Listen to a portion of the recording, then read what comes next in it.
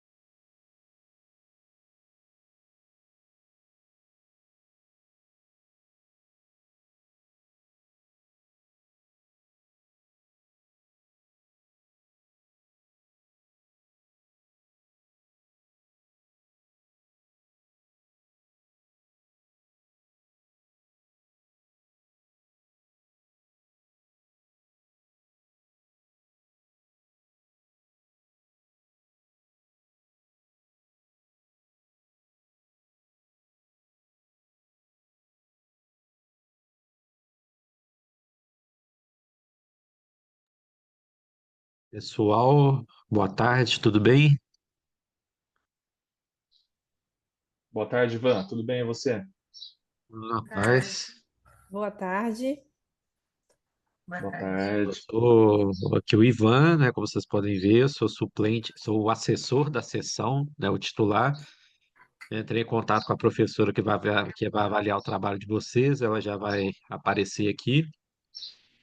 E até agora, né? Aqui nós temos membros de dois grupos de trabalho dos quatro que vão ser apresentados. Então, eu queria só falar para vocês, se vocês não se incomodarem, da gente propor a seguinte dinâmica: apresentar os trabalhos primeiro e depois a professora ter seus comentários. Fica tranquilo? Fica Eu para mim. concordo. Já vou passar aqui para ela. E também a gente tem uma ordem aqui de trabalhos, né, que foi disponibilizada no sistema para a gente. E eu queria propor que a gente seguisse ela, né, só para ser algo mais organizado e tal. Sem problemas. No caso, né, o seu trabalho, Felipe, seria o segundo a ser apresentado e o da Alessandra e o da Luz Marina seria o terceiro. Caso os demais não apareçam, né, a gente sobe a apresentação de vocês, tranquilo? Combinado. Então tem mais uns 5 minutinhos aí, podem tomar um café, descansar, que logo a gente começa. Beleza, então. Até já. Já.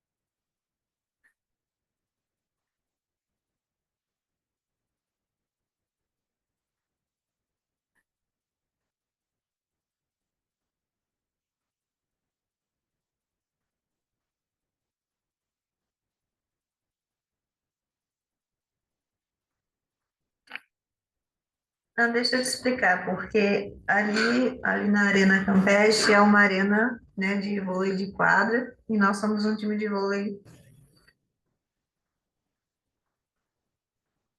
Deixa eu te explicar, é que é uma confraternização de um time de vôlei, né? Luz Marina, seu microfone está aberto.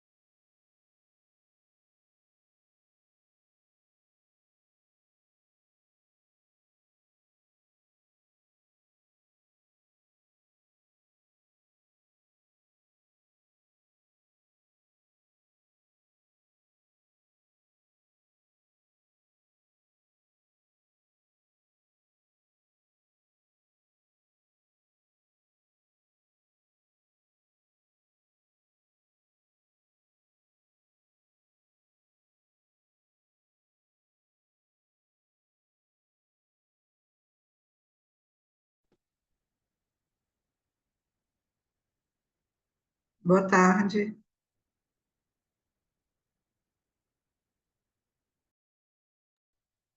Tarde.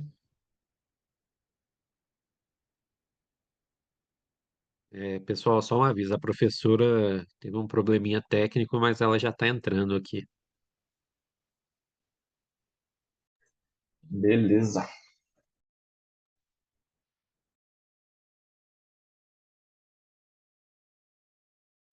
Boa tarde, todo mundo me ouve? Me ouve bem?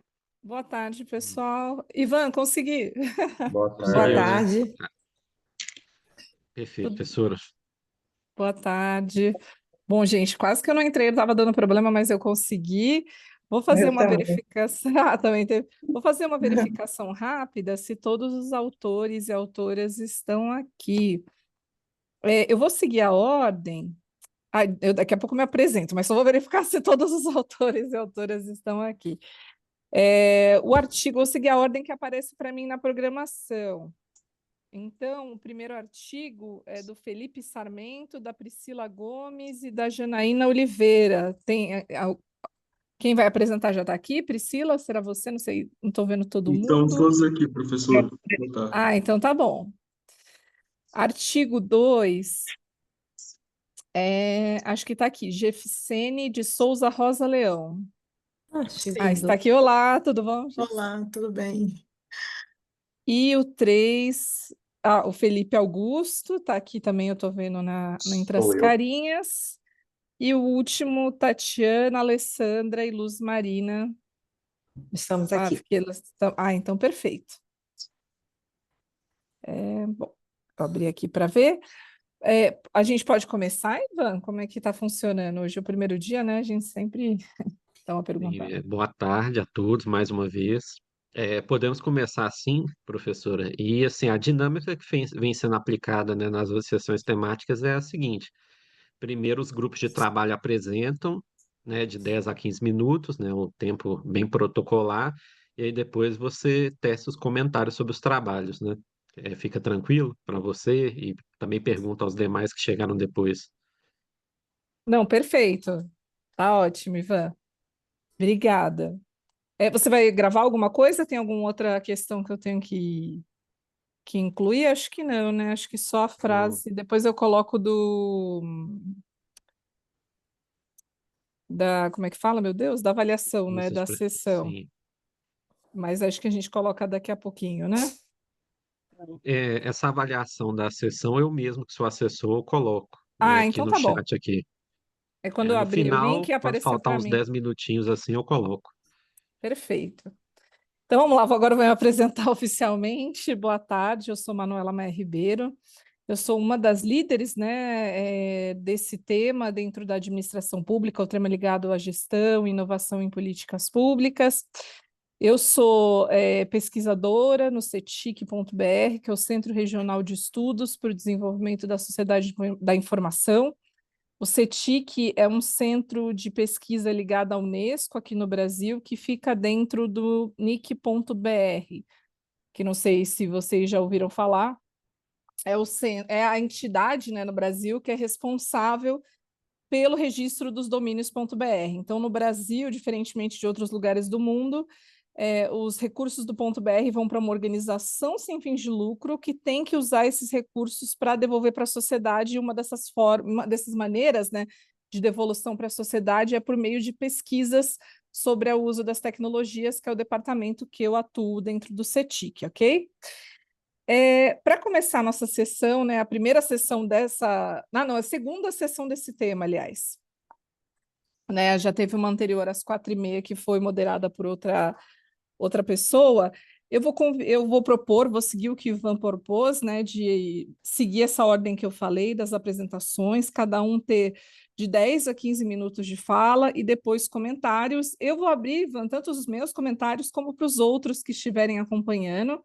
Então, quando eu abrir para perguntas, quem tiver perguntas, assim, é para todo mundo poder participar. Acho que não tem que ser só a minha fala, apesar que eu tenho aqui minhas anotações, por isso que eu tinha a ordem certinho, o nome dos artigos e etc.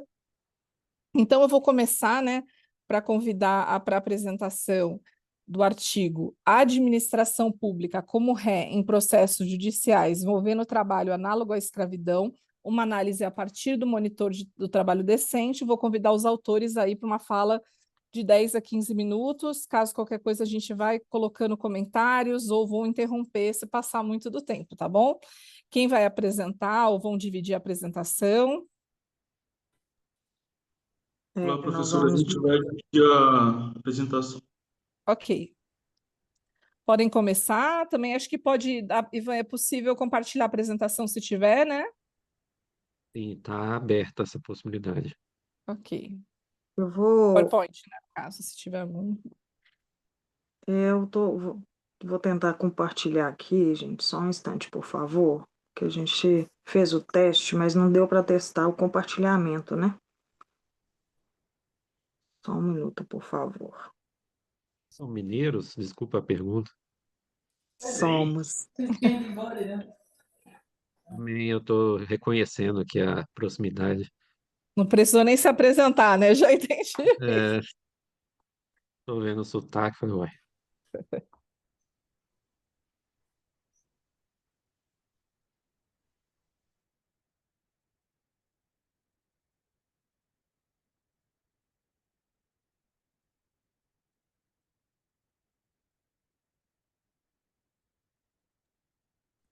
O que está ocorrendo aqui, que me parece que para compartilhar não pode estar em PowerPoint, né? Tem que estar em PDF. Não sei se com vocês aconteceu isso.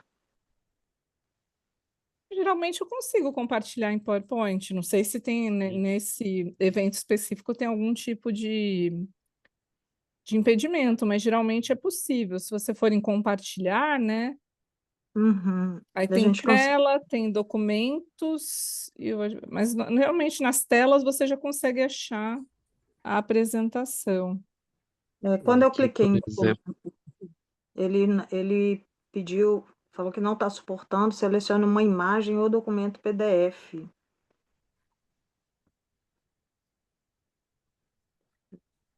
aqui para mim aparece normalmente as opções de compartilhamento. Você pode compartilhar a tela inteira ou documentos específicos. Deixa eu ver aqui.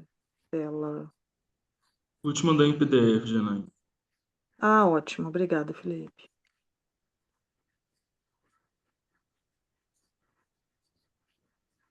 Aqui.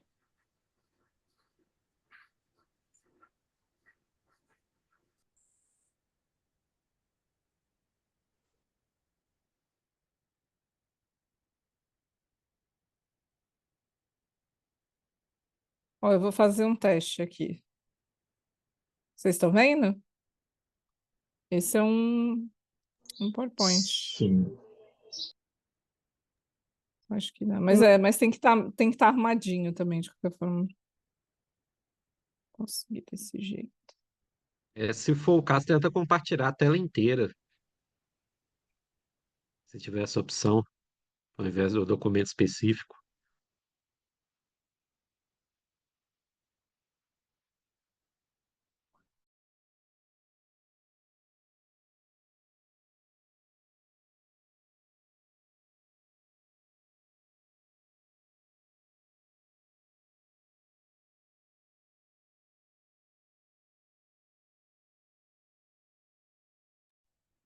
Pri, no seu apareceu? No meu não apareceu.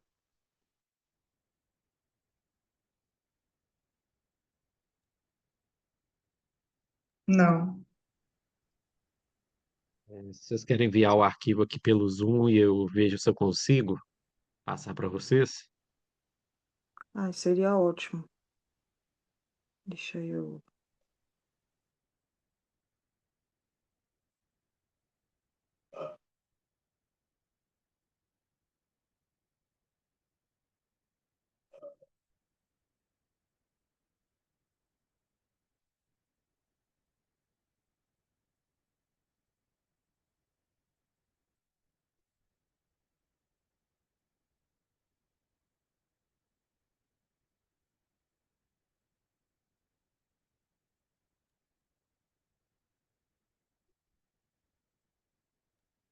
Podem mandar pelo chat aqui do Zoom, dá para mandar o arquivo Sim, e Apareceu para agora você? agora foi. Ótimo. apareceu. Gente, se tiver alguma desconfiguração, vou pedir desculpa, porque eu só virei para PDF, então pode ser que, né? Tranquilo. Mas agora deu. Você tem até Ok, o máximo de 6h25 para terminar a apresentação. Tranquilo? tranquilo. Então, boa noite agora, né? Desculpem, pessoal, o problema aí técnico.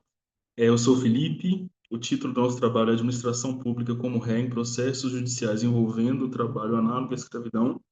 É uma análise a partir do monitor do trabalho decente. E a equipe é composta pelas meus colegas Priscila Veloso, Janaína Oliveira, e por mim, né, Felipe Sarmento. Nós somos todos mestrandos do Programa de Administração Pública pelo FMG, é o Profiab. Pode passar, por favor. Então, eu gostaria de fazer alguns comentários breves sobre o Trabalho Decente, e também o Monitor do Trabalho Decente, que é a plataforma base aí da nossa pesquisa.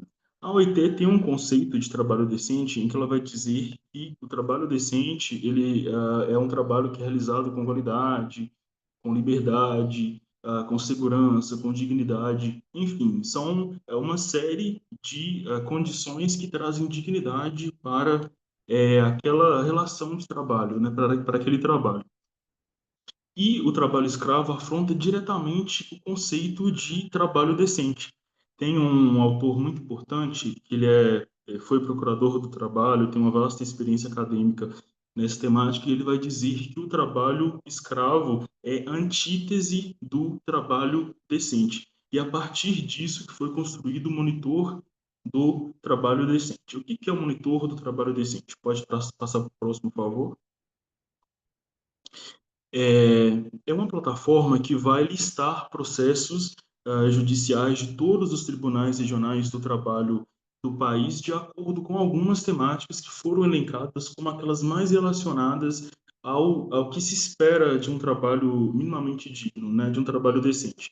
Então, vamos ter processos relacionados a trabalho infantil, assédio sexual, contratos de aprendizagem, trabalho análogo ao escravo, né, acidente de trabalho típico e doença ocupacional.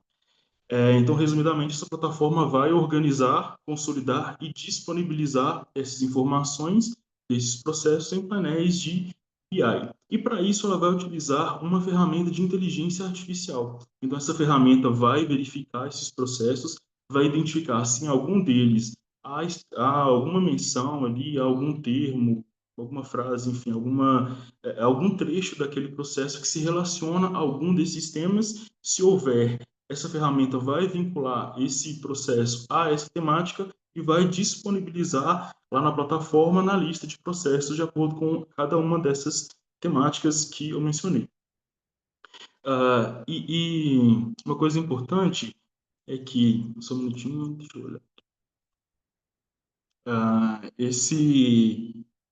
Só um minuto, pessoal. Quando a gente aplica os filtros na plataforma, ela disponibiliza várias informações. Felizmente, a gente não vai ter tempo aqui para explorar tudo.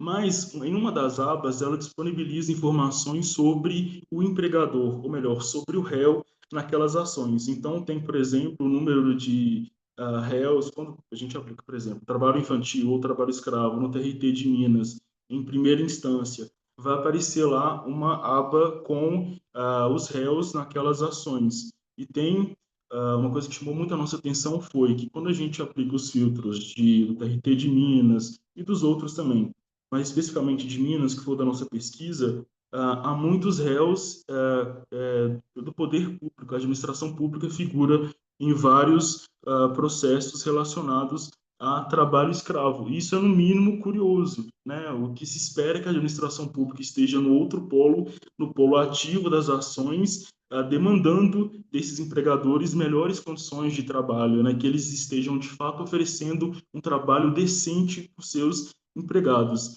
Mas o que a gente identificou em muitos casos não é isso. Então, o objetivo principal do nosso trabalho foi esse: identificar por que a administração pública tem sido demandada nesses processos com essa temática de trabalho análogo à escravidão, com base na classificação do monitor do trabalho decente. É muito importante a gente destacar isso, que é com base na classificação do monitor.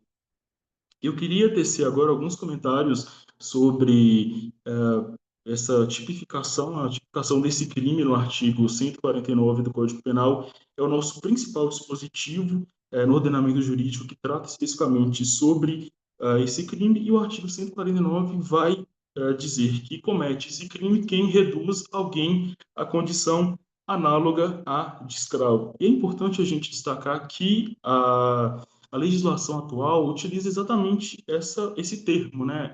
Trabalho análogo à escravidão. Há uma série de críticas sobre esse termo, mas desde 1888, com a Lei Áurea, foi abolido do nosso ordenamento jurídico o trabalho escravo clássico, né? Típico.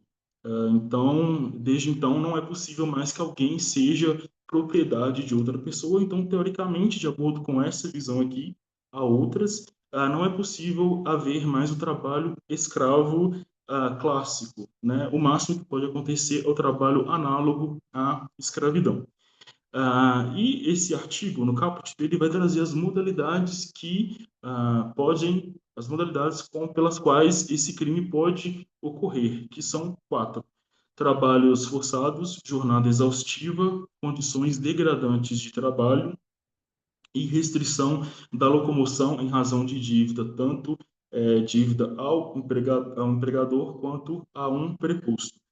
A gente analisando por alto, assim, dá para a gente ter uma boa noção de cada uma das modalidades, mas eu gostaria, né, de ter mais tempo também. Pode voltar no anterior, por favor, slide anterior. Só em relação a esse último aí, restrição da locomoção em razão de dívida, essa modalidade também é chamada de servidão por dívida, e acontece quando o empregador impõe dívidas ao empregado, seja pelo transporte, pela alimentação, pela acomodação que ele utiliza, e geralmente são preços muito elevados, são preços exorbitantes, e isso vai criando ali uma teia que vai prendendo aquele empregado nessa situação. E vai trazer a pena, né, uma reclusão de 2 a 8 anos, mais multa, mais a pena relacionada também à violência que foi empregada nessa violação. Pode passar. No parágrafo primeiro, nós vamos ter o que alguns doutrinadores chamam de modalidade por equiparação, trabalho escravo por equiparação.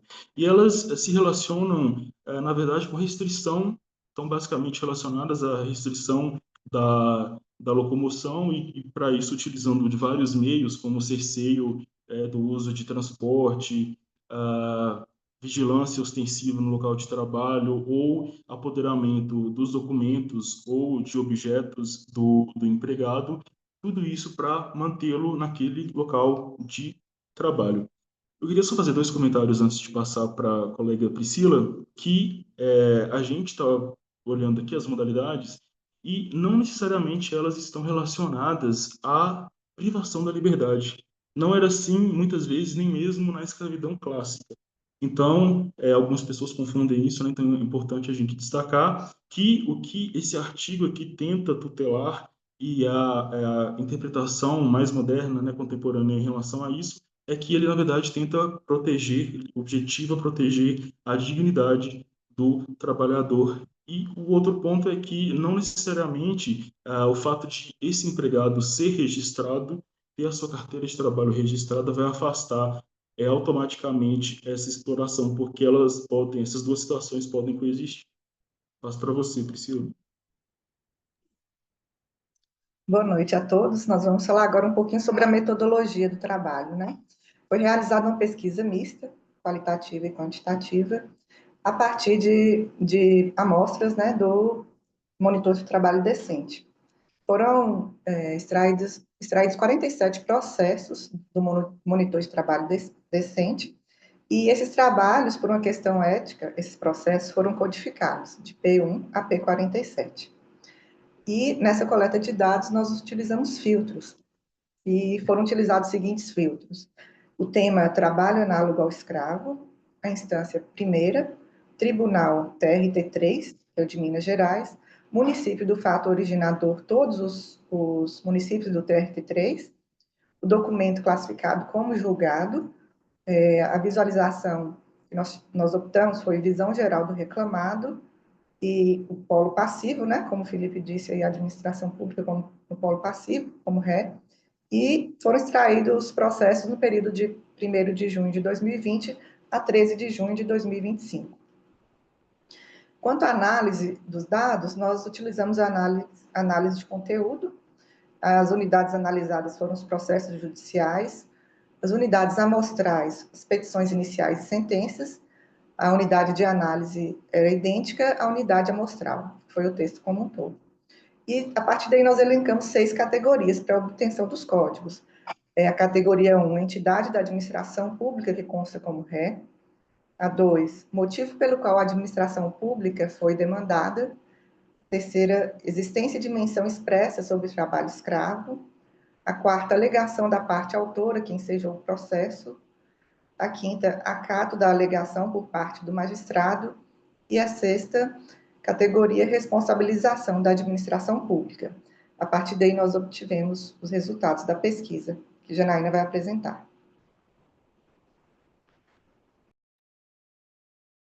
Bom, essas categorias nós consideramos que são as perguntas, as questões que a pesquisa buscou trazer algum esclarecimento ou alguma lacuna. A verdade é que o resultado, a conclusão desse estudo, ele trouxe algumas respostas, mas ele também trouxe muitas perguntas. Então, com relação à primeira categoria, qual entidade da administração pública consta como ré? Então, onde, a partir desses 45 processos analisados, está a maior fragilidade? E aí nós encontramos 72% dos casos na entidade administração pública municipal. Então, a maior parte das sentenças do polo passivo eram municípios que foram arrolados no processo, e tivemos aí uma presença, né, mínima, né, de consórcio, administração indireta e 2 processos referente ao Estado, administração pública estadual. E aí, o que esse resultado trouxe de destaque? esse percentual elevado de municípios, já evidenciando a vulnerabilidade das prefeituras a litígios trabalhistas, principalmente em situações relacionadas à terceirização de serviços, né, que foi todos os casos, e demonstrando, de fato, uma fiscalização deficiente dos contratos desses municípios.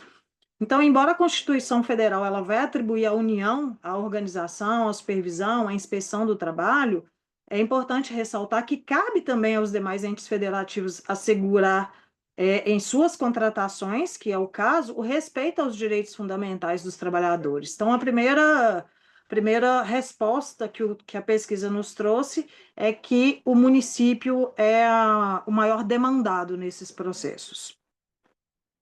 Na segunda pergunta, seria por quê? Qual motivo a administração foi demandada? Então, a gente teve em 64% dos casos, a alegação era de não pagamento de verbas rescisórias, de vínculo indireto e de falha na fiscalização. Ou seja, esse resultado já traz o indício de por que a administração pública está ali naquele polo. Essa incidência elevada dessas demandas, principalmente fundamentada na omissão fiscalizatória, ela revela que a inércia do poder público acabou por criar condições propícias à manutenção de situações laborais que, de acordo com a percepção daqueles trabalhadores, configurou uma violação grave aos seus direitos, aos direitos fundamentais do trabalho. Então, a presença da administração como ré nas ações dessa natureza, ela não vai decorrer da posição de contratante somente, né? Quando a alegação é de vínculo indireto, isso até é citado no processo, mas a inobservância do dever constitucional de prevenção, de promoção da dignidade da pessoa humana, foi o que mais chamou a atenção, tá? Né? No caso do motivo da alegação daqueles trabalhadores. E aí, na terceira pergunta, seria a menção expressa a trabalho análogo ao escravo, ou seja, quando o MTD classificou esses processos, havia dentro deles uma alegação expressa. E aí a gente verificou que somente em 2 processos houve alegação expressa de condições laborais análogas à escravidão pela parte autora.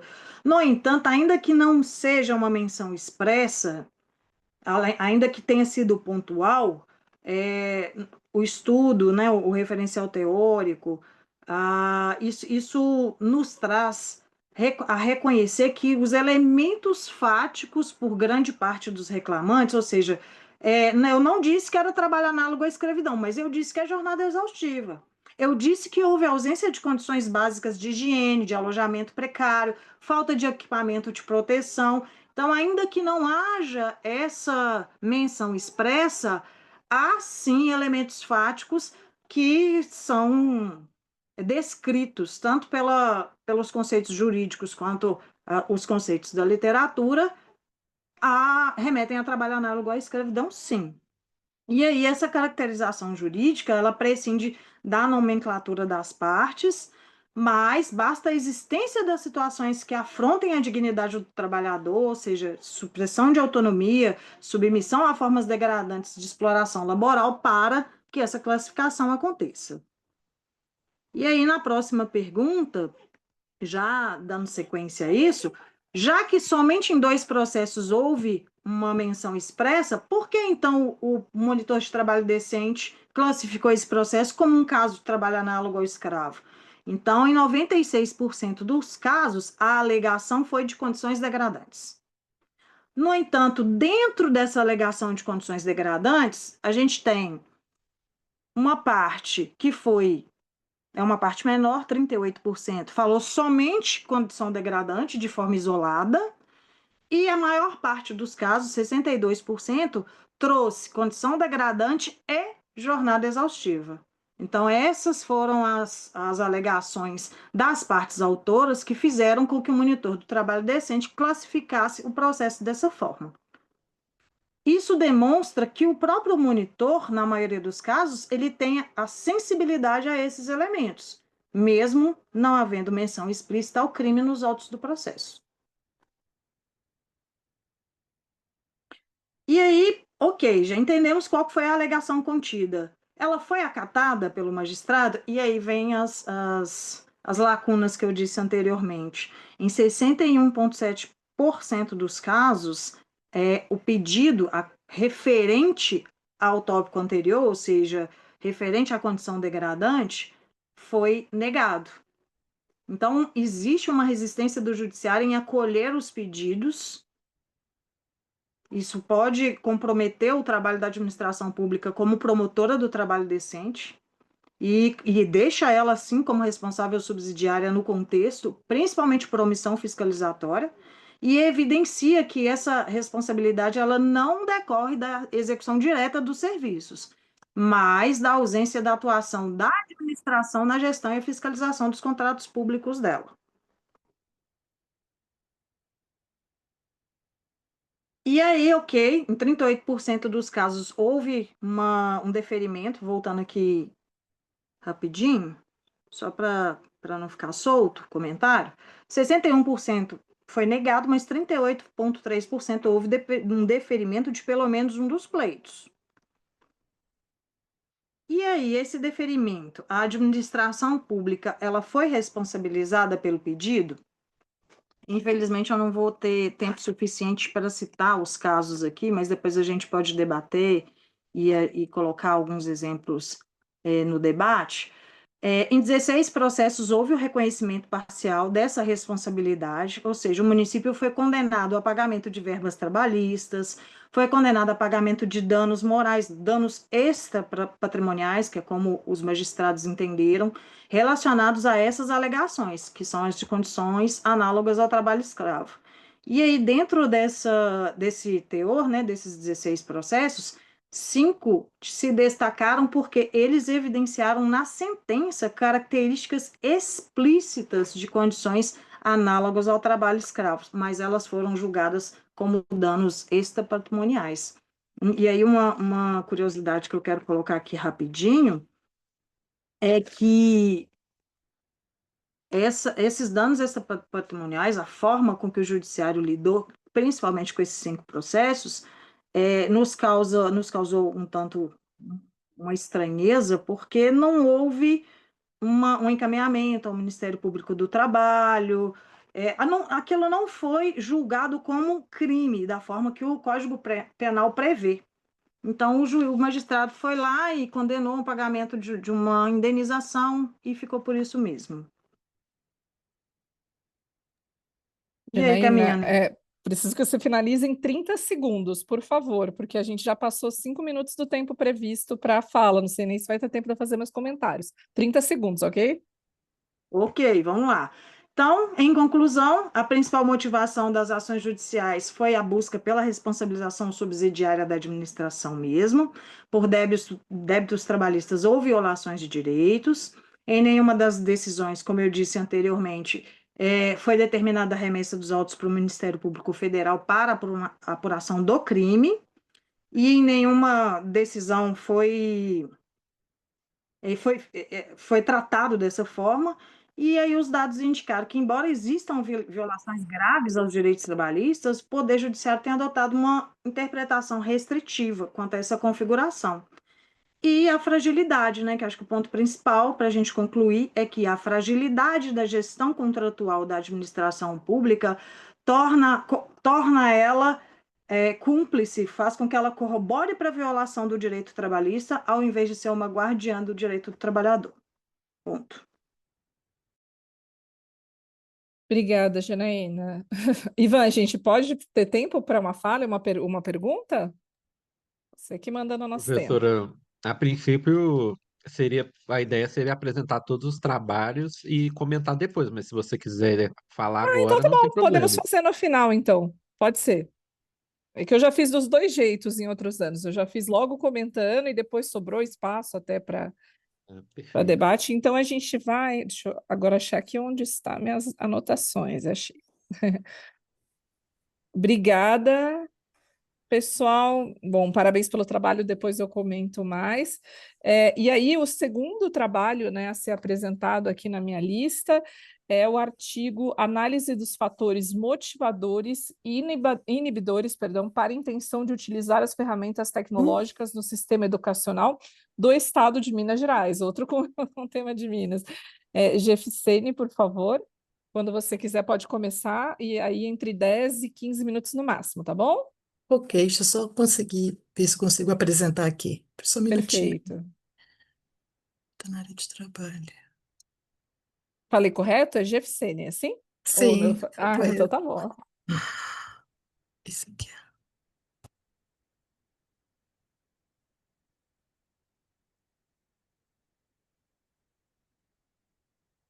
Estamos vendo a sua apresentação, tá? Só não está no formato apresentação, mas está dando para ler. Tá certinho, obrigada. Muito obrigada. Boa noite, né? Meu nome é Jefficene, eu sou da Uni Horizontes, né? E pertenço à Secretaria Estadual de Educação. Provavelmente, acho que só eu que vou apresentar, né? Seria com outro professor Gersone, mas só que ele não me respondeu, mas tudo bem, tranquilo. Então, o título, né, do artigo é Análise dos fatores motivadores e inibidores para a intenção de utilizar ferramentas tecnológicas no sistema educacional do Estado de Minas Gerais. O trabalho, a princípio não, o trabalho foi em cima do ensino médio de tempo integral, né, das escolas da Metropolitana C, que Minas, Belo Horizonte, colocaram 3 regionais, então meu trabalho foi em cima da Metropolitana C. Então, eu vou falar sobre a questão da cognição humana, que evoluiu durante o tempo e vem acompanhando transformações sociais e tecnológicas que impactam diretamente o ensino e a aprendizagem. A seção da tecnologia, né, o acesso à informação, ela vem modificando com o tempo, especialmente no sistema educacional brasileiro, né? Tem os obstáculos, que é a desigualdade ao acesso, a infraestrutura precária e formação de docentes que vem limitando mesmo o uso dessa tecnologia dentro das escolas. E o problema, né, de pesquisa vai falar realmente sobre essas dificuldades, né?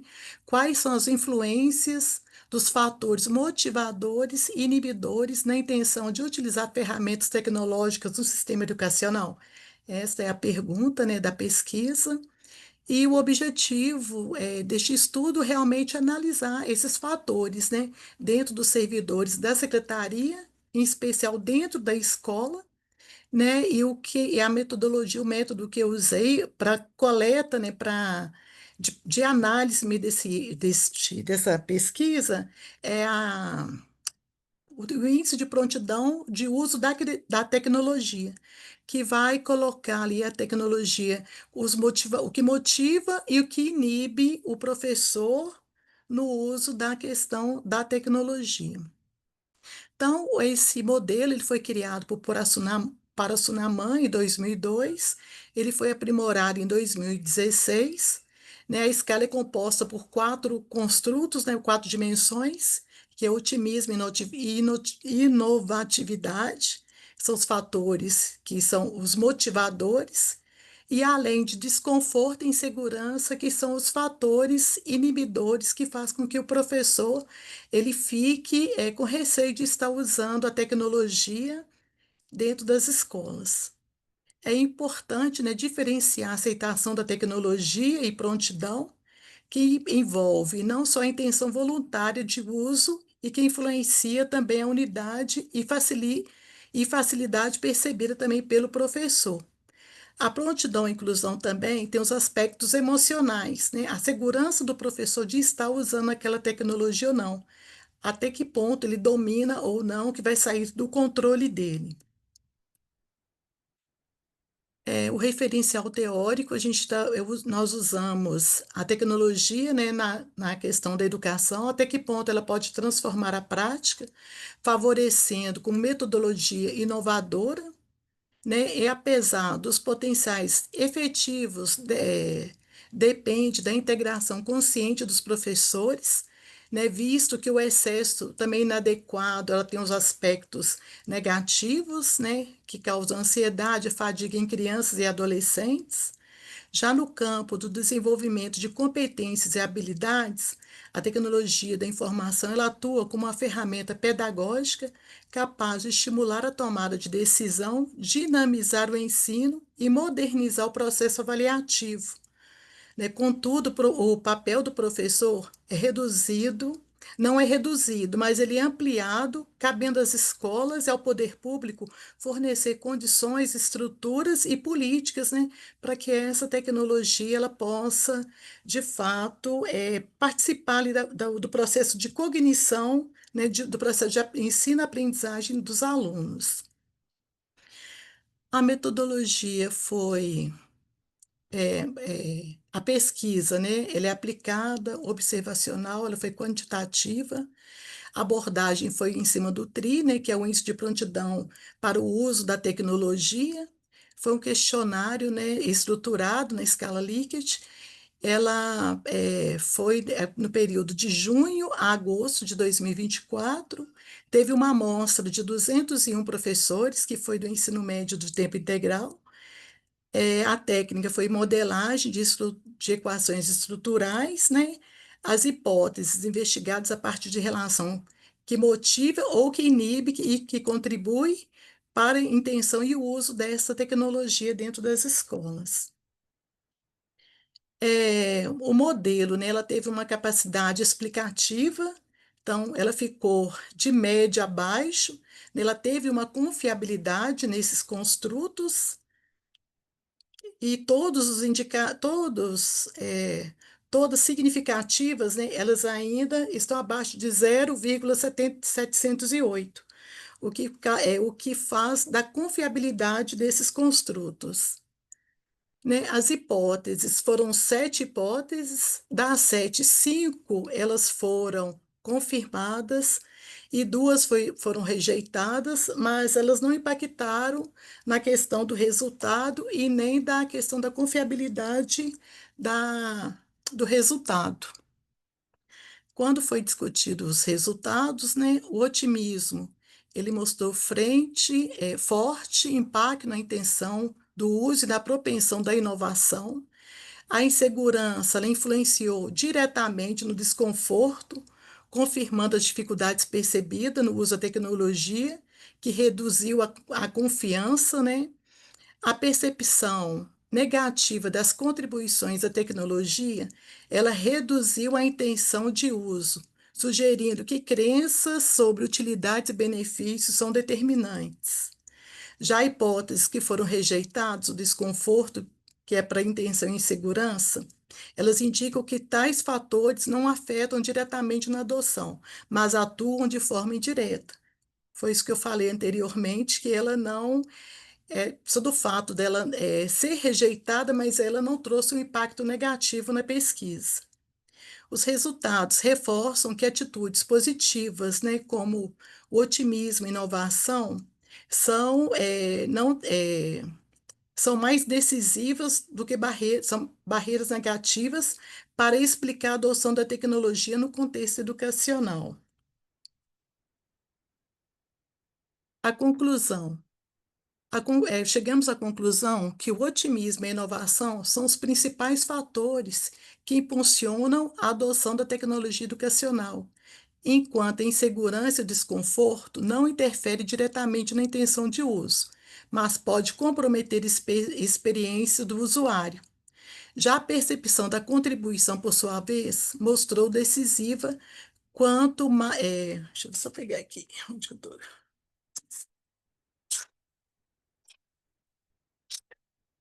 Só um minutinho. Está cortando, só para me ler esse pedacinho. A percepção da contribuição, por sua vez, mostrou-se decisiva. Quanto mais negativa, menor a probabilidade de adesão às inovações. Diante disso, tornou-se essencial investir em treinamentos e suporte técnico para reduzir a insegurança, além de implementar políticas que estimulem o otimismo, a percepção de benefícios da tecnologia. A modernização da infraestrutura escolar e a formação continuada de professores se apresentam como pilares para ampliar a aceitação tecnológica. Espera-se que assim, né, os alunos, para o futuro digital, eles possam reduzir as desigualdades e melhorar a qualidade do ensino, fortalecendo o engajamento de professores e estudantes no processo educativo. Essa foi a conclusão da pesquisa e uma contribuição para a política pública que realmente né, que tenha políticas voltadas para o uso da tecnologia na formação de professores, na infraestrutura, né, que é esse que foi o objetivo, né, que nós estamos vivendo num mundo completamente tecnológico. Então, por que não dar acesso, né, universalizar este acesso a todos, né, a todos os brasileiros? Então, é, romper com essas barreiras mesmo, fortalecer a formação de professores, melhorar a qualidade do ensino, preparando professores e alunos para um desafio do mundo digital, que é um mundo que já está às nossas portas.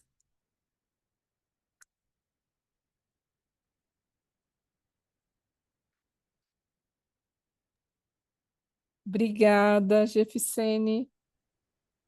Esse eu também tenho coisas para falar, mas vou deixar para o final, especialmente porque é um tema que eu gosto muito, por termos uma pesquisa, já vou deixar desde já a indicação, da TIC Educação, não sei se utilizaram, eu não vi no artigo, mas não sei se, né, na pesquisa como um todo, se é um projeto mais amplo, utilizaram dados da pesquisa TIC Educação, que é bastante relevante, porque ela olha para as escolas no Brasil, como é que está sendo, como é que as tecnologias estão sendo utilizadas para melhorar aí o processo de aprendizagem. Então, tem bastante informação que tem relação com o que foi apresentado nesse artigo.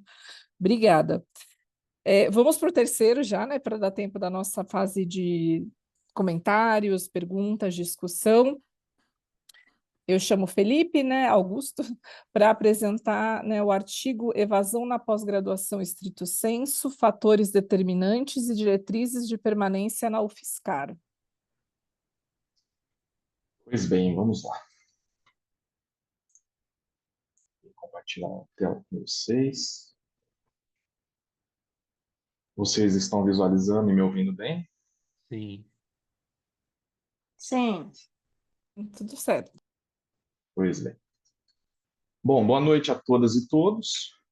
Meu nome é Felipe Augusto Andrade Rossiti. Sou mestrando no programa de pós-graduação em Administração e Sociedade da Universidade Federal de São Carlos, a UFSCar. E esse artigo é uma parte do trabalho que venho desenvolvendo junto ao meu orientador, o professor Dr. Wagner de Souza Leite Molina, sobre a evasão na pós-graduação estricto sensu, fatores determinantes e diretrizes de permanência na UFSCar. Trata-se de uma pesquisa em andamento, e o que trago aqui são os resultados parciais, sobretudo a revisão bibliográfica e o desenho metodológico que fundamentam o estudo. Para começar, é importante fazer um breve resgate sobre a formação da pós-graduação no Brasil. O nosso modelo foi se consolidando a partir de marcos históricos fundamentais, como a criação da CAPES em 1951 e o parecer Sucupira em 1965. Esse parecer ele foi decisivo. Ele definiu a estrutura da pós-graduação estricto sensu e lato sensu, integrou a pesquisa ao ensino superior e estabeleceu que a CAPES seria responsável pela avaliação dos programas, algo que permanece até hoje, ainda que o sistema tenha evoluído muito ao longo do tempo. A partir daí, o sistema cresceu de forma expressiva, especialmente nas décadas de 1970, 1980, e hoje o cenário é muito mais robusto, né? Nós temos mais de 4.500 programas de pós-graduação e cerca de 400 mil estudantes entre mestrandos e doutorandos. Mas essa expansão, ela trouxe também um paradoxo. Embora o sistema ele tenha se desenvolvido quantitativamente, ele acabou sendo impulsionado por uma lógica de produtivismo acadêmico, uma cultura voltada a métricas e resultados, que nem sempre foi acompanhada por políticas eficazes de permanência decente. E é nesse contexto que surge o nosso interesse pelo tema da evasão. A evasão, ela é um fenômeno complexo. Ele é multidimensional e ainda ele é pouco explorado nas políticas institucionais. Mais do que uma simples desistência, ela representa um processo gradual de desligamento e geralmente é motivado por uma combinação de fatores. E suas consequências, elas são significativas. Para o estudante, há frustração, perdas emocionais e impacto negativo na trajetória profissional. Já para o sistema, há desperdício de recursos públicos e comprometimento da eficiência dos programas e do retorno social das universidades. Para termos uma ideia da dimensão econômica desse problema, as estimativas elas mostram que o custo médio por cada aluno evadido em universidades federais, ela chega a cerca de R$ 39.000 no mestrado e pode ultrapassar R$ 79.000 no doutorado, sem contar bolsas e a infraestrutura. Esses números reforçam o quanto é urgente repensar estratégias de gestão e políticas de permanência mais eficazes. Diante desse cenário, o nosso estudo ele busca compreender melhor as causas e os fatores associados à evasão na pós-graduação estricto sensu da UFSCar no período de 2019 a 2024. Esse recorte ele foi estratégico, porque ele abrange os contextos pré, durante e pós-pandemia, permitindo observar como a crise sanitária impactou o fenômeno. Entre os objetivos específicos, nós queremos identificar os principais motivos do abandono, analisar a influência de fatores como condições socioeconômicas, a qualidade da orientação e propor diretrizes concretas, baseadas em evidências, para reduzir a evasão e fortalecer as políticas de permanência. E, por se tratar de um fenômeno complexo, nós optamos por uma abordagem mista. De um lado, a gente optou pelo método quantitativo, com questionários eletrônicos aplicados a ex-estudantes, abordando o perfil socioeconômico, a saúde mental e percepção da orientação, inclusive com o uso do Net Promoter Score, o NPS.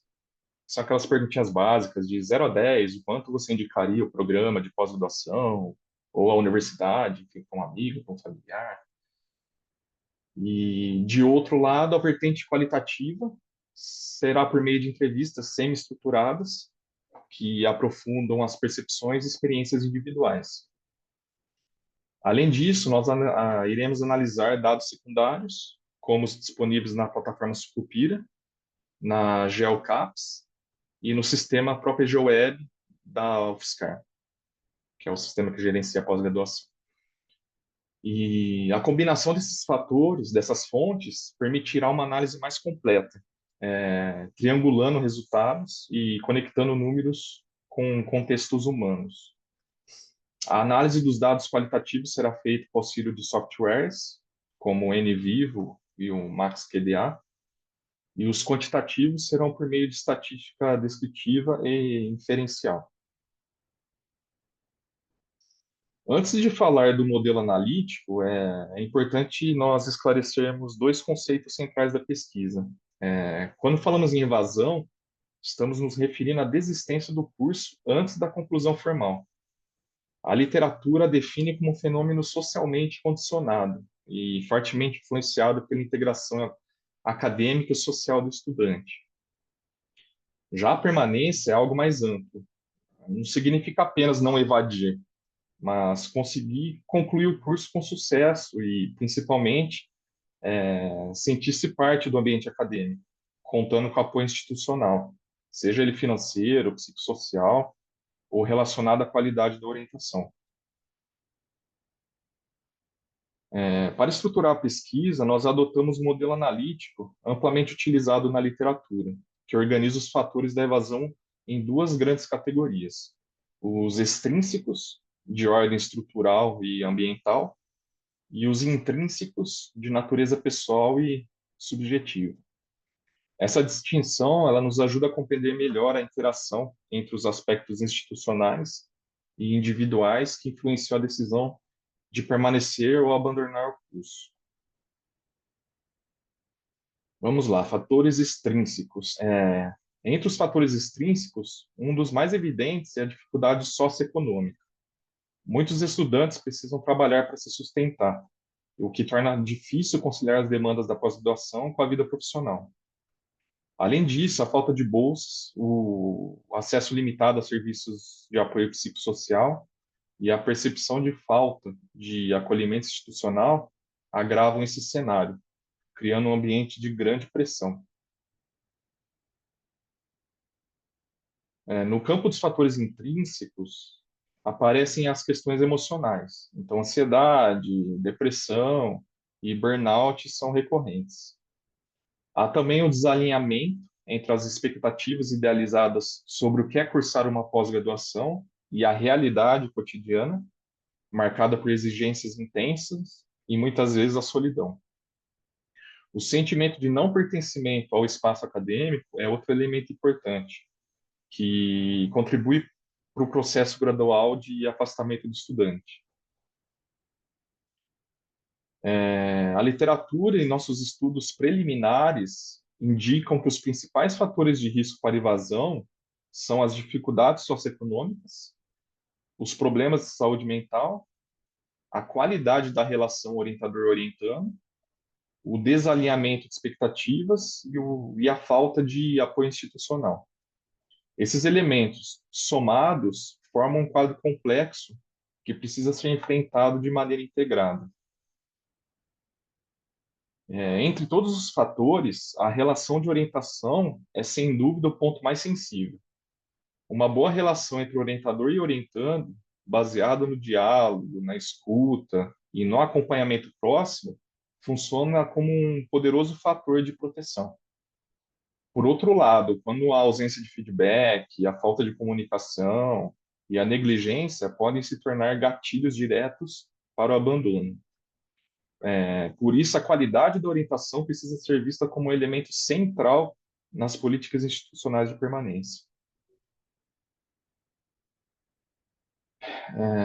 Pois bem, na fase quantitativa da pesquisa, nós projetamos algumas tendências a partir da literatura. A primeira é que o fator socioeconômico tem papel decisivo. Estudantes sem bolsa ou que precisam trabalhar têm maior probabilidade de se evadir. A segunda é que as taxas de evasão variam bastante entre cursos e áreas do conhecimento. E a terceira é que o nível de satisfação dos estudantes evadidos tende a ser de médio ou baixo, especialmente em relação ao suporte psicológico e ao acolhimento institucional. Já na vertente qualitativa, esperamos encontrar narrativas que confirmem três hipóteses principais. Então, a primeira, que é a relação de orientação, que a orientação tem papel central, podendo funcionar tanto como apoio quanto como fator de sofrimento. Segundo, que o produtivismo acadêmico atua como pano de fundo que agrava quadros de ansiedade e burnout. E, por fim, que a evasão é vivida como um processo lento e doloroso, muitas vezes iniciado quando o estudante percebe o descompasso entre suas expectativas e a realidade institucional.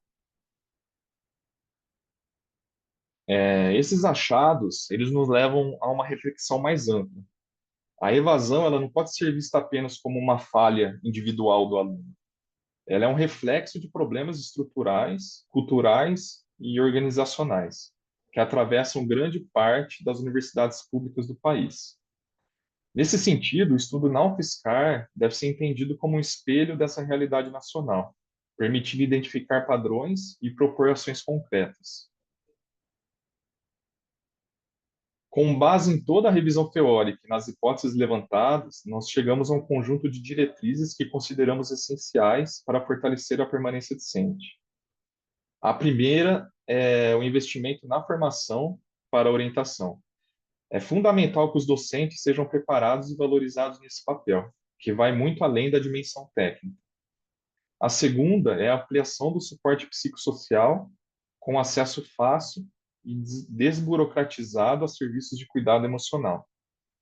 E a terceira é a flexibilidade institucional, com políticas que reconheçam vulnerabilidades e ofereçam acolhimento desde o ingresso do aluno, tornando o ambiente acadêmico mais humano e equitativo. Encerrando, deixo uma reflexão que tem orientado o nosso trabalho. Como podemos construir um sistema de pós-graduação no Brasil que não só aspire à excelência científica, mas que também reconheça e cuide das pessoas que estão por trás dessa ciência? Essa é a pergunta que acreditamos deve guiar as políticas e as práticas institucionais nos próximos anos. Bom, é isso. Aqui estão algumas das referências que utilizamos na pesquisa. E agradeço muito pela atenção de vocês e fico à disposição para o debate e para as perguntas. Muito obrigada, Felipe. Ivan, tem algum comentário? Não, professor, é porque eu levantei a mão para indicar que o tempo estava acabando. Ah, Entendeu? então tá bom. Eu tenho um comentário, sim, mas deixa para quando chegar o momento propício. Perfeito. Obrigada. Bom, vamos ao último artigo desta sessão, né? Então, boa tarde a todos. Estou um pouco nervosa aqui, mesmo online, mas é uma honra estar aqui com todo mundo. Quem vai apresentar o artigo vai ser eu, Alessandra, a Luz Marina, que está aqui conosco, e o artigo também é de autoria da Tatiana, que não está na apresentação. Então, a pesquisa é sobre. Só faltou comentar ali que nós somos do convênio da UDESC, somos servidores do Tribunal de Justiça, e como esse convênio nós temos que fazer um estudo sobre um tema dentro da instituição. E a nossa pesquisa é sobre inovações no setor público, com foco na implementação do sistema de requisição de pequeno valor eletrônico, chamada como RPV eletrônica, dentro do Poder Judiciário de Santa Catarina. Tá. Aí, esse estudo ele nasce de um cenário de transformação da administração pública, especialmente no judiciário, que vem sendo pressionado por demandas sociais por mais agilidade, transparência e acesso à justiça. A Constituição de 88 e a criação desses juizados especiais já apontavam para essa necessidade de simplificação e celeridade. Porém, problemas persistiam, especialmente no pagamento das dívidas judiciais via precatório, que geravam morosidade e insatisfação social. Nesse cenário todo, a RPV ela surge como uma alternativa para agilizar os pagamentos de pequeno valor. E depois, mais recentemente, que é o nosso tema aqui, são as RPV eletrônica. Para deixar as pessoas um pouquinho mais inteiradas do que se trata RPV eletrônica, não sei se o pessoal já participou de processo aqui, ou se tem um processo judicial, já ouviram falar a fila dos precatórios, né? Quando o Estado tem dinheiro para pagar para um cidadão ou para uma empresa, ele foi multado ou ele foi obrigado a fazer um pagamento, né? O que acontece antigamente? Se, por exemplo, você é a terceira da fila, mas antes de ti, um ano antes, o Estado mandou pagar uma empresa no valor de 500 milhões de reais. Então, o Estado ficava anos trabalhando para juntar dinheiro, aquele valor, para pagar primeiro da fila, não importa o tamanho do valor. Ela ficava em função para pagamento daquela pessoa, né? E logo em seguida, o segundo era pagar, por exemplo, 20 mil reais. Então, ele tinha que esperar essa fila dos precatórios, todo mundo que estava na frente ser liquidado para depois a dívida dele ser paga, né? E daí vieram as RPV eletrônicas justamente para simplificar esse trabalho, que vamos tirar todo mundo que tem um valor menor, por uma filinha, colocar numa filinha paralela, e o Estado vai ter até 2 meses para pagar. Em alguns estados, por exemplo, aqui em Santa Catarina, no município, é até 10 salários mínimos para fazer essa quitação. Então, quem entra com um pedido para o Estado pagar, eles têm 2 meses para pagar essa dívida, já não entra mais na fila dos precatórios. Então, a pergunta que nos guiou dentro desse estudo foi de que maneira a implementação da RPV eletrônica ela, de fato, contribuiu para a modernização e melhoria da gestão processual dentro do Poder Judiciário catarinense. E para responder, nós utilizamos o modelo analítico dos autores De Vries, Becker e Tamers, que estrutura a inovação pública em 4 dimensões: definição, tipos, objetivos e resultados. Na fundamentação teórica, a base teórica do nosso estudo ela está centrada nesses autores, né, que é De Vries, Becker e Tamers, que é bastante robusta, né, para analisar essa inovação dentro do setor público. Esse modelo ele permite compreender a inovação como algo que rompe com práticas anteriores, podendo ser incremental ou radical, e se manifesta em processos, serviços e formas de governança ou estrutura organizacionais. Nós também dialogamos com autores como o Roger, que trata de inovação, difusão de inovações, Cavalcante, sobre inovação no setor brasileiro, e Gregório, né, que discute os desafios da inovação do judiciário. Né? A inovação pública, segundo esses autores, não é apenas uma resposta gerencial, mas é uma forma de aproximação entre o Estado e a sociedade. No caso da RPV eletrônica, ela representa uma inovação de processo, tanto administrativo quanto tecnológico, e também de serviços, para melhorar, né, no momento que vai para melhorar a experiência do cidadão com o sistema da justiça. E agora eu vou passar para a minha colega, que ela vai fazer a continuação desse estudo, a Luz Marina. Só para citar como foi feita a pesquisa, né, a metodologia, tem uma abordagem qualitativa, foi uma pesquisa descritiva e exploratória. A gente usou a pesquisa bibliográfica e estudo de caso como meio. A coleta de dados, então, nossa fundamentação teórica foi feita através do levantamento bibliográfico. A gente utilizou a pesquisa documental para caracterizar a RPV, o contexto, tudo isso levando em consideração os documentos que o próprio tribunal tem, os informativos institucionais, termos de abertura do projeto, estudos técnicos preliminares, e também entrevistas não estruturadas com servidores do tribunal, né? A gente chama PJTC, que é Poder Judiciário de Santa Catarina. Análise de dados, então, como a Alessandra já falou, ela é orientada pela proposição teórica, né? No modelo da De Vries, Beckers e Tamers.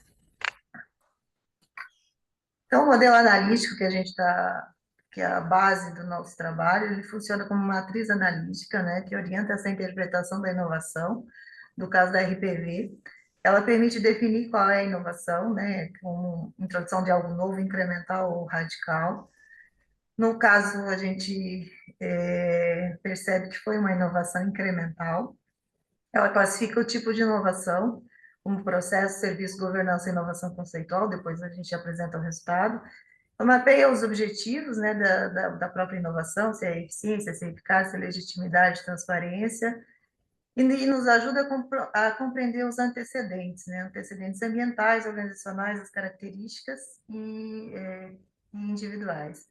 E, por fim, analisar o resultado da inovação, se teve eficiência, segurança, satisfação do cidadão e valor público. Esses são alguns dos itens. E aí, análise dos resultados, né, que uma pequena explicação como é que funciona esse sistema eletrônico agora, né? Então, tem uma expedição que o juiz vai lá e determina no processo. O beneficiário é notificado sobre a existência dessa RPV, né? É uma comunicação eletrônica também. E aí o pagamento, que é a parte mais importante, é feito diretamente pela instituição financeira, de acordo com dados do sistema. Então, os valores são sempre liberados imediatamente após o pagamento feito pela Fazenda Pública, naquele prazo que a Alessandra falou, de 60 dias, após a notificação. E o beneficiário também pode acompanhar cada etapa, né, desse pagamento, né, verificando a situação.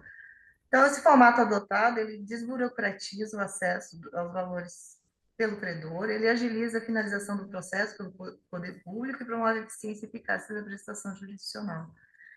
Porque, obviamente, não tem como a gente entrar muito no contexto, mas antes havia muitos problemas, isso está no nosso artigo, porque era tudo feito manualmente e não havia padronização, né? As comarcas, cada comarca fazia de um jeito diferente. Então, não tinha nem como haver um controle, um acompanhamento melhor, tá?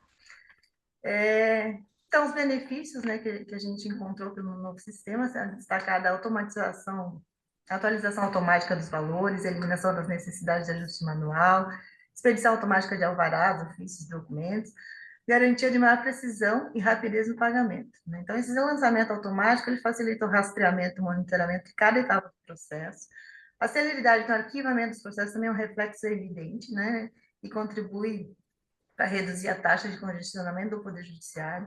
A gestão dos pagamentos pelo ente público também é aprimorada e permite a emissão de boleto individual, bloco. Tudo isso facilita o controle financeiro pelos órgãos. Então, essa nova ferramenta gerencial, ela centraliza todas as requisições de pequeno valor em um único ambiente, né, centralizando, indica o status de cada uma, a pendência ou não, ou regularização dos pagamentos e auxilia os entes públicos na gestão desses pagamentos. E dentro do modelo da DeVries que a gente utilizou, o que a gente encontrou? O tipo de inovação, como a Alessandra falou, é uma inovação de processo, tanto administrativo e tecnológico. Ela tem também elementos da inovação de serviço, porque é uma melhoria do serviço prestado ao cidadão. E os antecedentes ambientais, então, existia uma pressão social por agilidade, transparência e acesso à justiça, e uma pressão regulatória, vinda do Conselho Nacional de Justiça.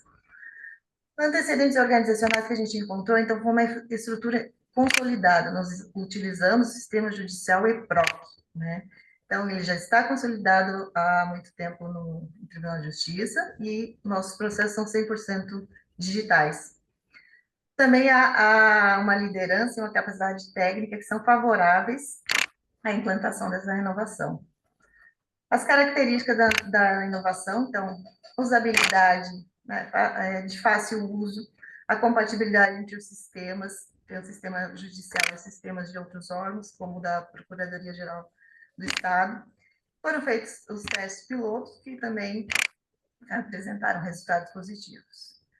E os antecedentes individuais, então, por parte de magistrados e servidores, foi aceitação, a própria capacitação e competência técnica e engajamento. Tá? Com relação aos objetivos, né? Então, a inovação, ela melhorou a eficiência dos fluxos de pagamento, padronizou os procedimentos, reduziu erros e fraudes também, ampliou a transparência e a rastreabilidade das etapas do pagamento, que antes era difícil para o próprio beneficiado saber como andava o pagamento, né, do seu processo. Aumentou a satisfação do judicionado, obviamente, por essa questão da celeridade e agilidade, e fortaleceu a segurança jurídica quando você consegue ter um controle melhor. Resultados, então, da inovação, eficiência e agilidade de pagamento das RPVs, o fluxo padronizado e centralizado, a redução da burocracia, né, muitos documentos a serem expedidos, e dos próprios erros operacionais. Aí isso tudo também gerou maior controle e transparência, modernização e valor público ampliado, né, com a satisfação do cidadão, dos jurisdicionados. Quer fazer Então, as considerações finais, Alessandra? certo. Obrigada, Luz. Então, como considerações finais, nós destacamos que a implementação da RPV eletrônica, ela trouxe ganhos significativos para a gestão processual no Tribunal de Justiça, né? Houve redução de custos administrativos, maior celeridade nos pagamentos, realocação de servidores para atividades mais estratégicas e, principalmente, mais segurança jurídica e satisfação para os credores. O projeto foi conduzido de forma colaborativa entre o TJSC e o PGE, que reforça a importância da inovação colaborativa no setor público. Teoricamente, o estudo contribuiu para ampliar o modelo analítico relevante ao contexto do judiciário e oferece subsídios práticos para os gestores que desejam modernizar fluxos críticos. E a nossa recomendação, por fim, que estudos futuros avaliem os impactos da RPV eletrônica a médio e longo prazo. Ela foi implementada em março de 2025, esse ano, para que possamos compreender ainda melhor os efeitos dessa inovação na prestação jurisdicional.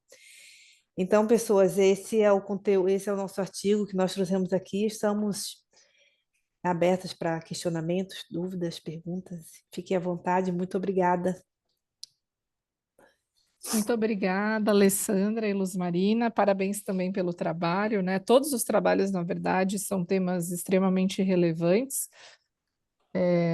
Cada um, né, dentro da sua área, enfim, né? Um dos desafios dessa linha, né, dessa trilha de gestão e inovação é que vem de tudo. Vocês viram, né? Olhamos, até teve mais de um no caso do judiciário, mas olhando para diferentes perspectivas, um na área de educação, outro mais focado no ensino superior e, né, na evasão nos cursos de pós-graduação. Então, a gente tem temas muito diversos. E, né, temos mais 15 minutos aí da sessão. Eu vou, na minha parte, trazer, antes de abrir, né, para outras perguntas, respostas, um ponto que eu reparei em todos os artigos, apesar dos temas diferentes, das propostas metodológicas diferentes, em maior ou menor grau, que eu senti falta, isso é uma questão aqui no Brasil, pelo menos nos artigos de evento, né, esse não é o primeiro evento que eu encontro isso, de deixar claro para o leitor, para quem está lendo o seu artigo, qual é de certa forma, a contribuição, o que está trazendo de novo, mesmo que seja, ninguém nunca olhou para esse caso do TJ Santa Catarina. O que seja. E algo que eu também vejo que falta, que poderia deixar os trabalhos ainda mais interessantes, pensando futuramente numa publicação, é comparar o que o seu trabalho se difere de outros que já foram realizados, que utilizam a mesma metodologia, o mesmo referencial teórico, ou até o mesmo tipo de caso. Então, eu senti falta, desde a primeira apresentação até a última, no artigo, que, né, na leitura dos artigos, essa clareza ou esse esclarecimento de como esses artigos trazem novidades para os campos que eles querem atuar, para os campos que eles querem trazer, né, algum tipo de contribuição. Então, por exemplo, né, no primeiro, já foram feitos, as referenciais já utilizados, já foram usados para olhar o tema do trabalho análogo à escravidão. Eu lembro que no caso do artigo, né, sobre a educação superior, sobre mestrado e doutorado, traz alguns exemplos, né, de estudos de outras universidades e estados, né, tentar, aí na hora no momento, na sessão de discussão, análise de resultados, etc., é ali que tem que trazer como é que seus resultados se relacionam ou não com a literatura já existente, com as pesquisas que foram feitas sobre esse tema. Eu queria deixar esse comentário geral, por conta do tempo, mas dois, porque isso é fundamental para o artigo científico. E isso eu venho sentindo falta cada vez mais, lógico, esse é o espaço dos congressos é para esse mesmo, para debater esses pontos, mas se a gente tem a pretensão de publicar futuramente, isso tem que ser, essa lacuna tem que ser preenchida, tem que deixar claro o que que traz de novo, qual é a relação. Então, eu queria ouvir um pouco, né, sobre isso, quem quiser responder, né? É, tinham outros trabalhos parecidos, similares? Como é que os resultados que já foram obtidos se relacionam com esses trabalhos? Porque essa resposta que falta na maioria dos artigos, não só esses dessa seção, né? Mas quando você vai submeter para um artigo, para uma revista, para alguma publicação, é ter clareza. O que que eu estou trazendo de novo? Mesmo que seja ninguém nunca analisou essa perspectiva nesse estudo de caso. Vamos ver se esse estudo de caso tem os mesmos resultados que outros que já foram feitos, seja entre escolas diferentes, entre setores diferentes, etc., e entre universidades, enfim. Então, eu queria ouvir isso, e eu quero abrir também se outras pessoas quiserem fazer perguntas. O Ivan falou que tinha alguns comentários, mas fiquem à vontade, qualquer um, para fazer um comentário, uma sugestão, ou até mesmo uma pergunta. Só uma dúvida, para responder sua pergunta, a gente pode manter a mesma estrutura de organização? Aí o primeiro que apresentou responde, e assim por diante? Pode ser, mas acho que vale a pena todas as perguntas primeiros e depois cada um vai responder. Pode ser nessa ordem, perfeito, Janaína. Eu não pensei na ordem, mas acho que organiza Não, tudo melhor. bem. Ok. Alguém tem mais algum comentário, sugestão? Ivan, tem algo que você ficou muito dúvida ou quer fazer muito comentário sobre algum dos trabalhos? Na verdade, tinha duas coisas que eu queria para falar, né? Porque eu também li os trabalhos, né? Como assessor, eu tenho esse dever. Acho que essa observação que você fez, né, sobre a necessidade de trazer as contribuições realmente é um problema, né? Que pensando em publicações futuras, né? Porque todos os temas são muito bons mesmo. Sim, com Acho que tem certeza. muito campo para cada um aqui contribuir no objeto de pesquisa. Acho que essa parte tem que ser trazida, né? E talvez isso seja até um problema, eu não sei se você concorda, professor, na forma como a gente trata até a própria escrita acadêmica no Brasil, né? Porque às vezes você pega o referencial teórico ali, né? A gente vê isso muitas vezes numa monografia, né? Numa dissertação, Uhum, né? Que tipo, você joga o referencial teórico ali meio que como se parece só para constar, né? Mas aquilo ali é justamente para você trazer a discussão para os resultados que você obteve, né? exatamente. Eu confesso mesmo que eu meio que aprendi isso no doutorado, porque na USP o pessoal é muito exigente com essas coisas assim e tal. Apanhei bastante até aprender e acho que é algo a ser observado. E outro ponto é sobre o trabalho do Felipe, que eu gostei bastante, né? Sobre a permanência na pós-graduação, porque o meu entendimento, até por dados, né, mais recentes, é que é um problema até mais institucional, né? Eu não sei se vocês se lembram, né, sobre quando saiu o ranking, né, das 100 melhores universidades do mundo em que a USP estava, né? E também, né, nesse ranking, acho que constavam 500 no total e tinha outras universidades brasileiras, como o Unicamp, o FRJ, né, o FMG, enfim. E assim, quando eu ia olhar os critérios avaliados pela USP, um dos principais que a diferenciava das universidades de ponta estrangeiras era que a quantidade de professor por alunos é muito pequena. Então, assim, o Felipe fala sobre a questão da orientação, né? E que realmente há problemas, né, nesse distanciamento dos orientadores e tal, mas quão sobrecarregados os professores ficam nessa tarefa também, porque são muitos alunos para poucos orientadores. Na FEA, né, que é de onde eu sou, tem muitos problemas, por exemplo, no curso de autuária, que é um dos mais novos. Tem cerca de 5, 6 professores para diversos alunos de graduação e pós. Entendeu? Aí o pessoal tem que orientar dissertação, orientar tese, monografia, tem trabalho de C. Então, assim, como que você vai contribuir até para a qualidade da produção dos trabalhos gerados a partir por essa orientação, tendo esse problema, né, que é um problema institucional que perpassa até a capacidade da própria universidade, né? É algo que vem de cima, né, do governo propriamente dito. Então, acho que até pensando nesse sentido, é algo que se o Felipe quiser, ele pode até trabalhar também um pouco essa perspectiva, sabe? Acho que é bem interessante, né? Porque ele coloca sobre as limitações ali, eu acho que esse é um campo para tentar superar alguma no futuro trabalho dele. Mas quanto às considerações que eu tinha que fazer, era só isso mesmo. Agradeço o espaço. Obrigada, Ivan. Legal. Alessandra, eu vi que você está com a mão levantada. Se você quiser falar, por favor. Sim, é só essa parte que a senhora falou aí, eu achei bem interessante. Até, assim, eu não estou lembrada muito bem, antes da gente escrever o nosso artigo, nós vimos que tem uma estrutura, é a primeira vez que eu estou submetendo um artigo, Uhum, e vimos que tem uma estrutura que eles pedem, né? Dependendo do tipo de artigo, ele tem uma uhum. estrutura. Então, esse ponto eu achei bem interessante de levantar, né? Porque mesmo para um leitor que tem pressa na leitura, levantar esses benefícios para quem tem interesse de ver é bem considerável, né? Você deixar, como a senhora falou aí, deixar bem claro quais os benefícios que quem vai receber, o cidadão, desse artigo. Eu também queria fazer uma observação também ao artigo do colega que falou sobre evasão escolar ali, das universidades. Eu achei bem interessante esse estudo que ele fez, porque é um questionamento que quando eu entrei no mestrado eu observei isso, né? Que é que tem essa questão da pressão e, e é uma pressão que não é só no mundo. A gente achava que acontecia nas empresas, né?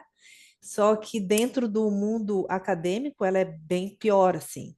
É uma competitividade muito grande e o mundo real, né? Para quem olha, ele poderia ser justamente, não é o mundo real. Esse mundo acadêmico, há uma expectativa de que haja mais humanidade. E não é o que se planta, não é o que se repete, não é o comportamento comum, porque a cultura é justamente de cobrar, exigir e fazer com que todos se encaixem num padrão. Parabéns pelo tema, eu acho bem conveniente, eu acho que deveria até ser bem mais estudado, porque nesse inteirinho eu vi muita gente sofrendo, e pessoas que é, falam que eu apoio a pessoa que sofre, mas chega lá e age da mesma forma como o sistema padrão manda, né? Enfim, é isso, professora. Muito Obrigada, obrigada. Alessandra. Felipe, todo mundo se sentiu representado pelo seu trabalho. Mas, para dar, né, dar a todos a palavra, eu vou seguir a sugestão da Janaína, acho que foi a Janaína, né?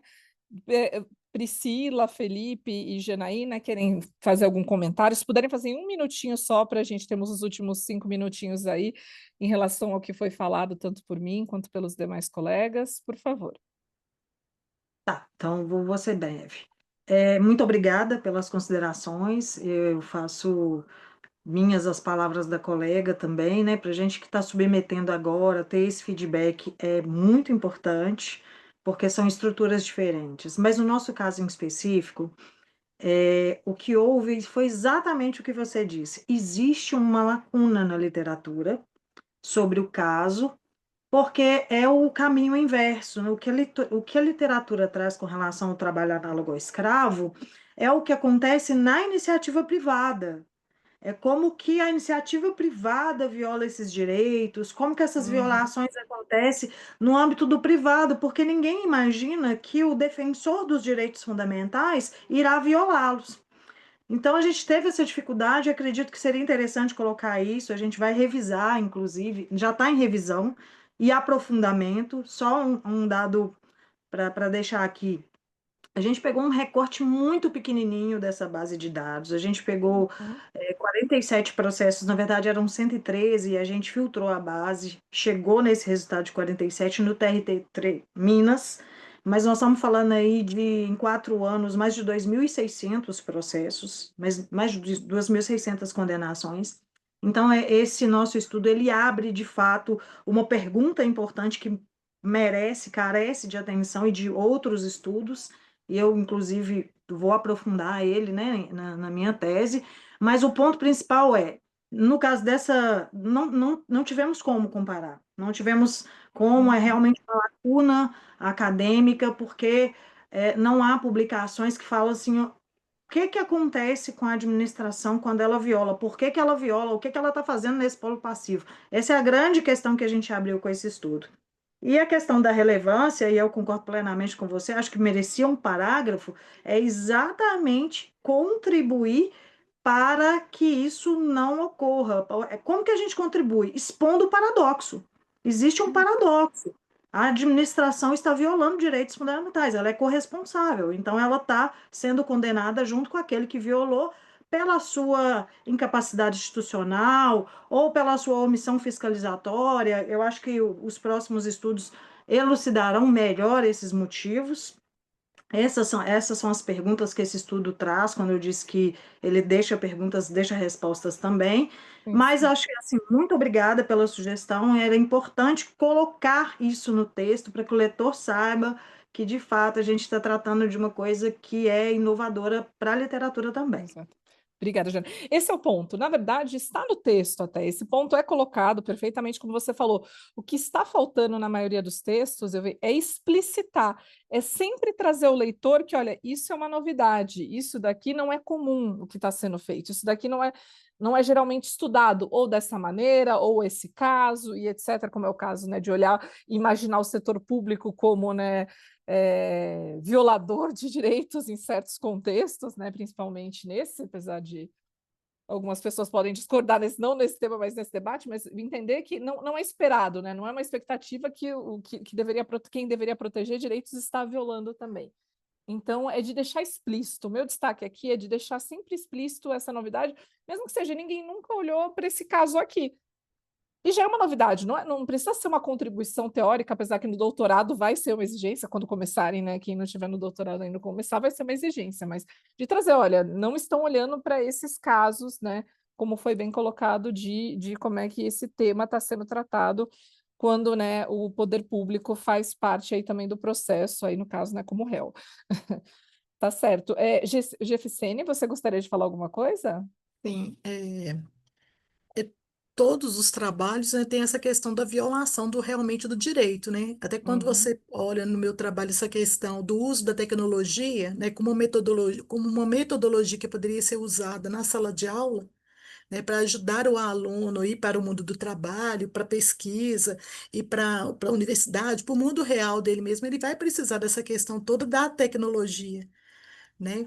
E tudo isso aí, tanto quando o Estado, né, ele tira o direito, né, de fiscalizar quem está trabalhando, né, quem o trabalho escravo, ele nega esse direito, né, ele negligencia, né, essa fiscalização, que a fiscalização é obrigação do Estado, também quando deixa de colocar também dentro da infraestrutura dentro da escola, quando deixa de dar uma formação adequada a professores, principalmente os professores do ensino fundamental, são pessoas mais idosas e têm essa dificuldade com a tecnologia, também está negligenciando o direito, né, social da comunidade, da sociedade.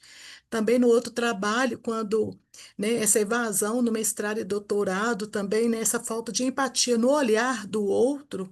Então, são coisas graves, né? E também quando deixa também essas empresas, esse povo rico receber primeiro dinheiro, sendo que o outro pobre, né, que está lá para receber muito pouco este olhar diferenciado, sim, essas questões sociais, elas têm que ser repassadas realmente para a sociedade, para que ela possa, né, estudar, mudar o comportamento, procurar vivências novas e tentar resolver enquanto sociedade essas questões. Porque se formos esperarmos, né, o, o ente público, né, resolver isto, não tem interesse, né?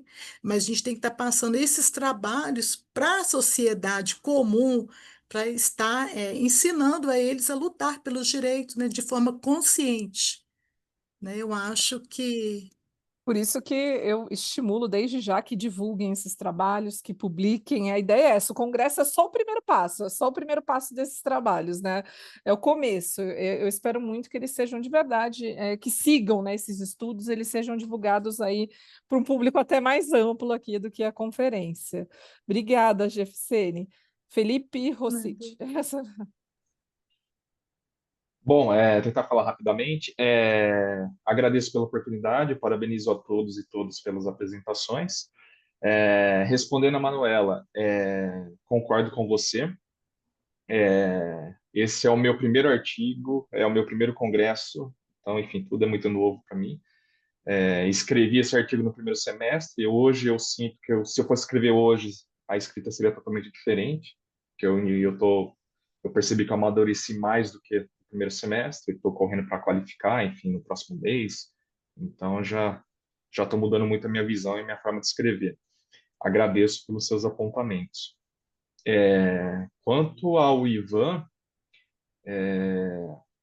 de fato, bom, rapidamente, eu sou secretário de pós-graduação, eu sou concursado também na UFSCar, sou técnico administrativo, e eu sou secretário de um programa de pós-graduação há quase 18 anos já. Então, eu estou desde o início desse programa, esse programa cresceu, enfim. Só que eu tenho percebido nos últimos anos que tem tido uma saída grande de alunos desistindo, abandonando no meio do caminho. E isso despertou uma pulga atrás da minha orelha. O que está acontecendo? Conversando com outros colegas também de outros programas também. Então, eu participei do processo seletivo, fui aprovado nesse programa, nesse mestrado lá também da UFSCar, e esse foi meu tema, o trabalho a ser estudado. E é isso. Algo está acontecendo, a gente não sabe muito ao certo. Eu estou super animado, assim, ao mesmo tempo ansioso, porque o comitê de ética e pesquisa está segurando a minha pesquisa, eles não liberam de jeito nenhum para já iniciar esse levantamento. Eu estou super curioso para saber o que de fato está acontecendo, mas enquanto o comitê de ética não libera, eu não consigo sair a campo para caçar esses alunos que se evadiram nesse período, né? E uma outra dificuldade grande que eu vou ter também, porque com a LGPD agora, a Lei Geral de Proteção de Dados, assim, e eu não consigo ter acesso aos dados desses ex-alunos para encontrá-los. Então, eu vou ter que contar com a boa vontade da Secretaria dos Programas, de colegas que sabem, ou amigos e familiares que desistiram nesse período lá da UFSCar, para que eles tenham acesso aos meus formulários, enfim, a agendamento de entrevistas e tudo mais. Então, o tempo está correndo, um pouco desesperado, mas eu também me sinto parte do que eu mesmo estou estudando. Acho que a maioria de vocês também, né? Eu sou concursado, trabalho, estou fazendo mestrado, sou bolsista da Univesp também, eu tenho que atuar na Univesp como tutor, eu tenho que fazer um curso de especialização da Univesp que é obrigatório, então eu faço mestrado, faço especialização, eu trabalho, eu sou pai de família, eu sou Uber da família, tenho um filho pequeno, enfim, a minha rotina, e trabalhei ontem no Enem. Então, assim, tá um caos a minha vida, imagino que a de todos vocês também.